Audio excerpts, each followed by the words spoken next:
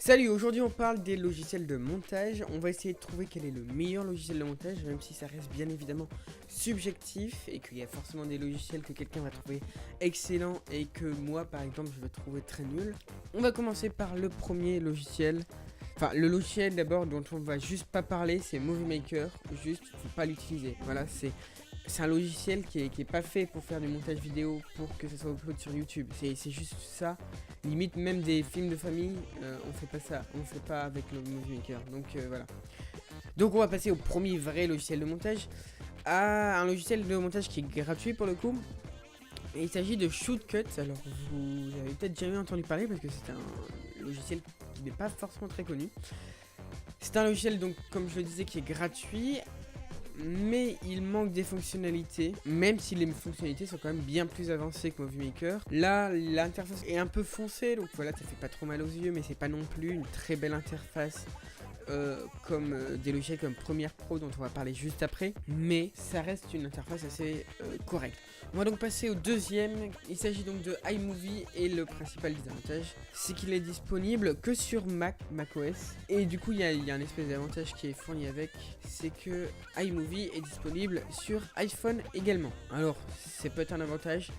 Je trouve pas tellement finalement parce que du montage vous faites ça sur PC, sur Mac ou rien d'autre. Pour faire des tout petits montages ça peut aller, mais voilà. iMovie ça reste un bon logiciel de montage qui est on va dire un peu comme Shootcut, une évolution de Movie Maker mais qui est quand même un peu meilleur que Shootcut, qui a une meilleure interface, en même temps c'est fait par Apple donc c'est beau, voilà, il y a rien à dire au niveau de l'interface. Tout se trouve à l'endroit où ça devrait se trouver. On va parler ensuite de Sony Vegas Pro. Peut-être qu'il y a des gens qui m'écoutent qui l'utilisent. Tout simplement parce que c'est un logiciel qui est beaucoup craqué parce que de base il est très cher. Il doit être même plus cher qu'Adobe Premiere Pro. Mais il y a un énorme avantage. Enfin, il y a un énorme avantage. C'est-à-dire que dans les dernières versions, si vous achetez le logiciel, le design s'est adapté au nouveau logiciel. Il est sympathique, je trouve, ce nouveau design. Mais par contre, la facilité d'utilisation, c'est bof. Dans les anciennes versions, l'ergonomie et le design, c'était juste à revoir. Dans les versions Sony Vegas 14, par exemple, c'était juste à revoir. Et donc, on peut se dire qu'ils ont refait le design. Mais pour les gens qui ont craqué anciennement le logiciel, et ben, ils ont encore certainement le design. Et je déteste les logiciels là, avec un design gris. Faites un design blanc ou un design noir. Le mieux, c'est un design noir, mais un design gris, c'est juste dégueulasse. Et voilà, ça fait pas pro du tout. Final Cut, bien évidemment, le plus gros désavantage, c'est que c'est un logiciel professionnel qui donc coûte plus de 300 €, qui n'est disponible que sur Mac. Pour l'instant, c'est que des points négatifs, mais les points positifs, c'est quand même qu'il a un bon design, qu'il est simple, plus ou moins simple. Hein, encore une fois, c'est pour les professionnels. Pareil que qu'iMovie, c'est développé par Apple. On peut également lui rajouter quelque chose que les autres n'avaient pas forcément. C'est les effets, c'est-à-dire qu'on trouve pas mal d'effets sur internet pour Final Cut, tout comme pour Premiere Pro, mais ça on en reparlera à la fin. L'avant-dernier logiciel avant donc Premiere Pro, c'est Resolve ou DaVinci Resolve. C'est un logiciel qui est gratuit. Il y a des animations d'images qui sont pas forcément les meilleures, mais il y en a.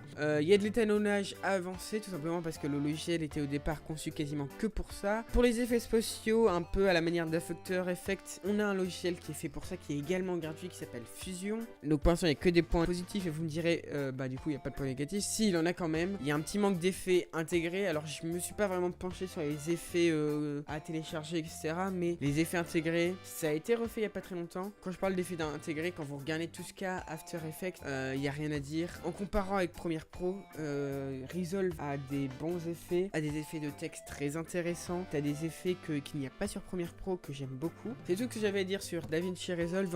On va parler donc du dernier qui est pour moi c'est celui avec lequel je monte la totalité de mes vidéos. C'est Premiere Pro et donc là j'ai pas mal de points positifs comme les effets qui soient intégrés ou pas. Il y a aussi des effets que vous pouvez trouver sur internet, c'est pareil que Final Cut pour le coup, c'est plus ou moins égalité à ce niveau là. After Effects pour les effets spéciaux, ça c'est pas mal, sauf que After Effects il reste un peu vieillot. After Effects est très bon mais il faut créer quelque chose de A à Z. Les effets prédéfinis sont dégueulasses. J'utilise pas des masses After Effects mais ça... After Effects, voilà, il y a du bon comme il y a du mauvais. On n'est pas là pour parler d'After Effects. Quelques petits défauts à Premiere Pro, bah déjà le prix, et ensuite la complexité, donc c'est conçu de base pour les professionnels. Pour le coup la complexité, il y a pas mal, enfin j'ai mis ce critère, j'ai mis ce point dans la vidéo, mais pour le coup, même si j'ai eu un petit temps d'adaptation, je trouve que ce logiciel est pas si compliqué que ça. Il est certes un peu compliqué, contrairement à pas mal de gens, je trouve qu'il est pas spécialement hyper dur comme on pourrait le dire, donc je changerai pas.